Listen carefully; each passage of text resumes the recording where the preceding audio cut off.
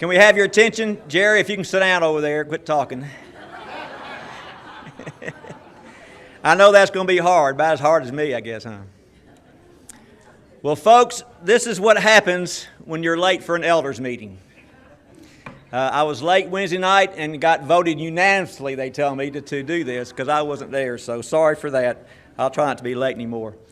You know, I was thinking this morning when Mike Morrison was doing the Lord's table, and we're talking about goals and things, I was waiting for him to come back and say, has anybody missed the contribution? But that didn't happen, so we're going to pass it again today before we leave today. So,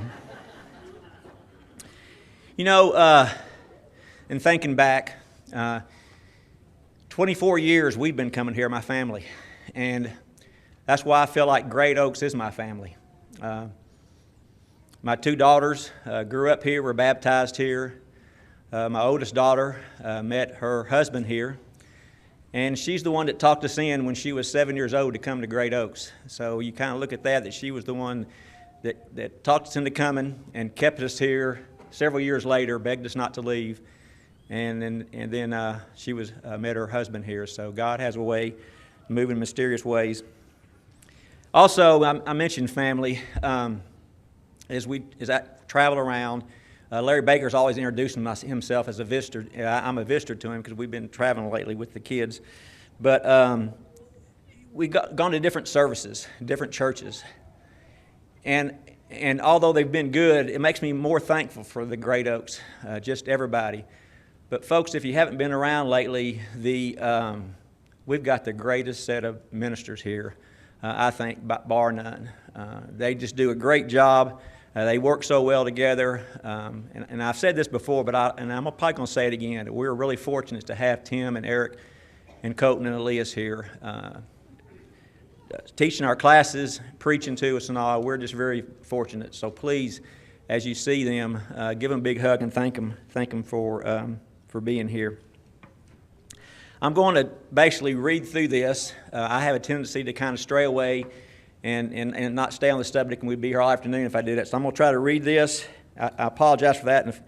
And also, Carly's not here to tell me this when I get going too long. So, although Christy Lampley said she'd be glad to do that today. But so I am going to try to pretty much read the things that we've prepared. Our 25-year anniversary has given us a chance not only to celebrate what we believe God has done for this church family, but also to think about who we want to be in the coming years. Back in the spring, we sent out a congregational survey requesting input from our members on our perceived strength, weaknesses, and possible goals for the future. Taking those into account, along with our own perceptions and our hopes, we have put together some goals for our next 10 years. Some of these goals we have already been praying about and pursuing, while some of these are goals that we want to begin exploring and praying that God will open doors where He wants them opened. One of our big goals that we had talked about for the last 2 years is getting the building paid off. And we had set the end of this year to do that. And this is from our last edition we did back in 2010. Well, I'm happy to report that we were able to do that early, and about 3 weeks ago we did pay off the building. So this is going to help us do some of the things that we need to do monetarily without having to pay that note. Of course, it's kind of bittersweet because it was to Bancorp South, so now I just got to go out and find a new deal. But to tell you how God has blessed us, this was a $1 million debt that we took on in 2010. So in 7 years, we were able to pay that off. We've divided these goals into 3 sections: upward, inward, and outward. These are the 3 directions in which the church is supposed to operate: upward toward God, inward in helping each other, and outward in reaching out to the world. And another goal that I've thought about personally, I want to get rid of, is this picture right now. We seem to use that. We've got to find a better picture when we talk about Great Oaks than a wall. So we'll work on that one too. Growing upward. We're going to continue our commitment to staying faithful to God's Word. We believe we can be both outreach-oriented and fully faithful to God's plan.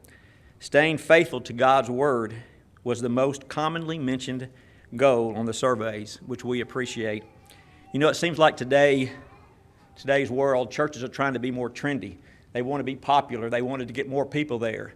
And we're not going to do that. We're going to stick, and you hear Tim every Sunday talk about we're going to stick to the Bible, and that's what we're doing. And I think because we're doing that, you can see how we've been blessed in the last year and a half or so with our growth.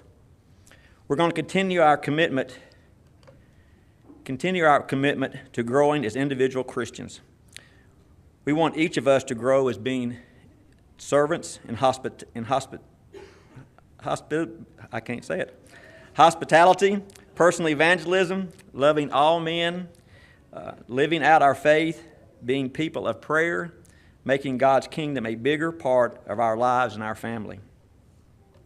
We hope to continually challenge ourselves to be true followers of Jesus in every way. And then we have our growing inward goals. We want to continue our commitment of raising our young people in faith. We have about 200 kids from birth to college. And we want to have programs that encourage their faith at every stage of their growth. We have been proud of our youth programs and our Bible class programs for many years. We are also proud of the great strides in encouraging our youth in recent years. With the college-age ministry, Colton has helped structure, and also with the Sunday night kids class and other ministries and our deacons and our deacon kids over the kids ministry.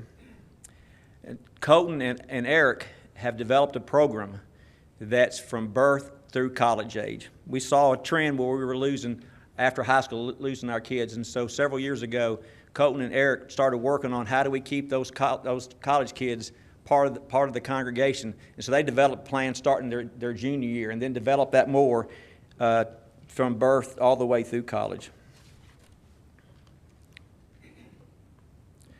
We want to commit ourselves to fellowship, peer groups, and activities in order to help build close Christian relationships. As we have gotten larger, we felt like the challenge of staying connected as we grow. We believe smaller group opportunities are important in things like Bible classes, focus teams, and our peer group activities. This is something we hope to improve sooner than later. We want to have regular peer group fellowship events for every age group, as well as men's and women's activities. And men, we know, and we've talked about this in meetings, our ladies put us to shame in the activities and the things that they do here. So we want to try to do more of that and follow their lead. We'll consider tweaking our focus program to make it more meaningful. We will take a look at our church calendar, see if there's ways of allowing more fellowship events. Right now, if you look at our church calendar, it's packed. And how much of that do we really need to be doing, and where's our focus? And that's what we're going to look at more, is where's our focus and all the things that we're trying to do.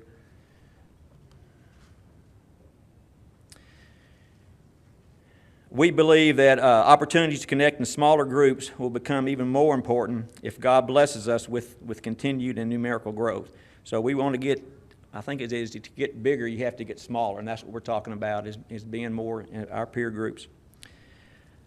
We want to hire at least one more minister in the coming years, I'm saying soon.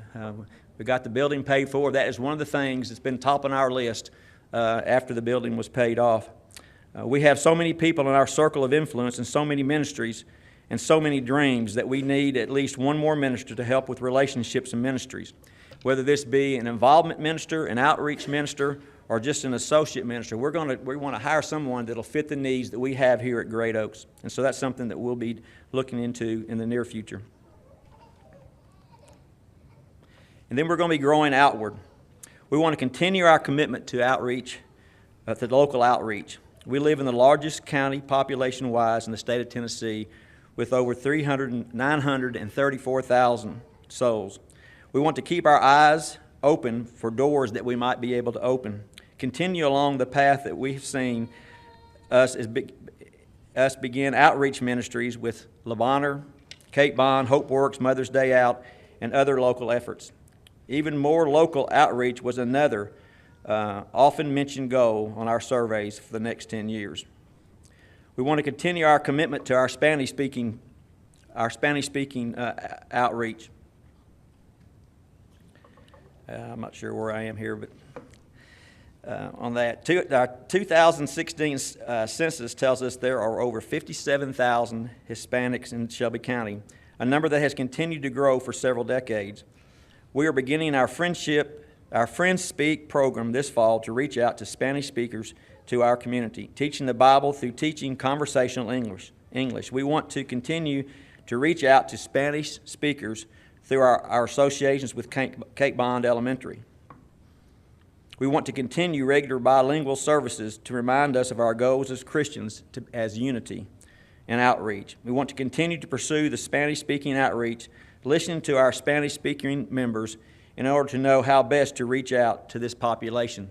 And as I talked to our Spanish-speaking in class this morning, I told them that we want to be more like them, how they've encouraged us, how they go out and they're evangelizing every week. They're knocking doors, they're having Bible studies, they're working hard, and there's a lot that we can learn from that. We want to continue our commitment to online outreach using technology. We have seen good things come from the past few years from our improved website, our online streaming, and our online directory. Our ladies' online food sign-ups, and our social media encouragement. We hope to continue to pursue opportunities for improving our work and outreach as technology changes over the next 10 years. And I'll put a plug in for the online directory. If you haven't got that, you get with Brenda on that, because that is awesome, especially when you're here as we get bigger. Yesterday, I was popping that directory up every 2 or 3 minutes when I'd see somebody trying to, I forget a name. When you age, I think that happens more often, but it's really a neat tool to have on that online directory.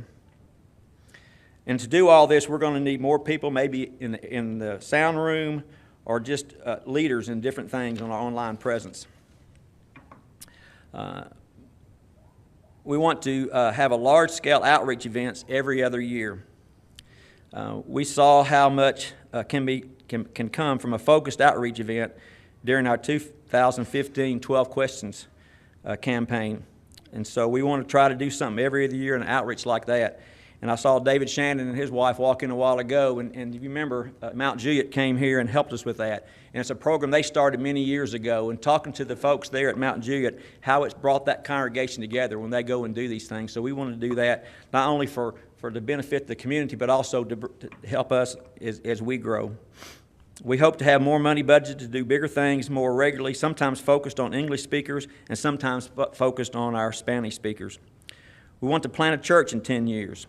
We want to begin talking to churches and people who have planted churches to learn best practices. We want to begin exploring where God's kingdom could best be helped by another congregation. Is maybe we move out east, or maybe we look at a neighboring state, or we talked about just the other day about in the city of Memphis, down in the medical district. We want to begin sports system ministry in the next 10 years. Let me say that again a little bit slower. We want to begin a support system ministry in the next 10 years. Several congregations around the country have found a weeknight support or recovery program to be an effective outreach to their community and to help them help their members. Also, we have seen some benefits from this type of program in our Wednesday night class, Hope to Cope class. And we would like to expand the idea to reach even more people, both in our church family and as an outreach to those that we know. We want to do more with the poor in Memphis in the next 10 years. Memphis has the highest poverty percentage of any large city in America, and we want to explore ways to show God's love to the poor. This is something Jesus and the early church did, and it's something we would like to do better as well. We want to begin talking with sister congregations in the city, seeing their experiences and how they can help with us or teach us, and whether there are opportunities to partner with them in reaching out to the poor of Shelby County. We are excited about the next 10 years, and we hope that when we come together at our 35-year reunion in 2027, that most of all of these things may be part of our congregation in working in God's kingdom here. We ask everyone to be praying for these goals and praying for God to do the things through us in the coming years.